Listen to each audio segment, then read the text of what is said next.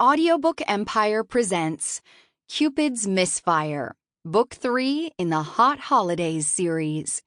Written by Ellis O. Performed by Summer Morton and Duncan Cole. Chapter 1. Adrian. Adrian helped Ellie carry her bags of clothes and other items up to his place. We can get whatever else you want from the storage facility tomorrow. Oh, no. I won't need much. I won't be staying long. She stopped as soon as she entered the apartment, as if not sure where to go. He walked around her and opened the door to the spare room, placing the bags on the floor near the door. Not much, but it's a place to sleep. It had a closet, a window, a full-size bed with a green comforter, and a dresser. My sisters sometimes crash here if they're in the city. They say the bed's comfortable. I'm sure it's great. She dropped her bag and purse on the dresser and turned toward him. Thank you again. It's not a problem.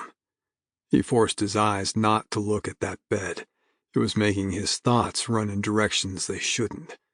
He'd never fucked on that bed. He'd never fucked in a lot of places in his apartment. He needed to remedy that. It didn't matter that he'd only recently moved here. It wasn't right for a man not to have fucked in every room of his apartment. It brought bad luck or something. Don't worry, I won't overstay my welcome. I'll start looking for an apartment right away. Ellie, I said it wasn't a problem, and I meant it. He was getting a little tired of her running as fast as she could in the other direction.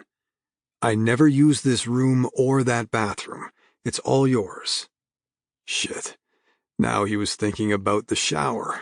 She'd be wet and slippery. He'd have to hold on extra tight to keep her in place. Speaking of showers... His dick perked to attention. Maybe they should start the no-sex thing tomorrow. Or never. He had no idea why he'd brought that up. Oh, that's right. His pride had been hurt.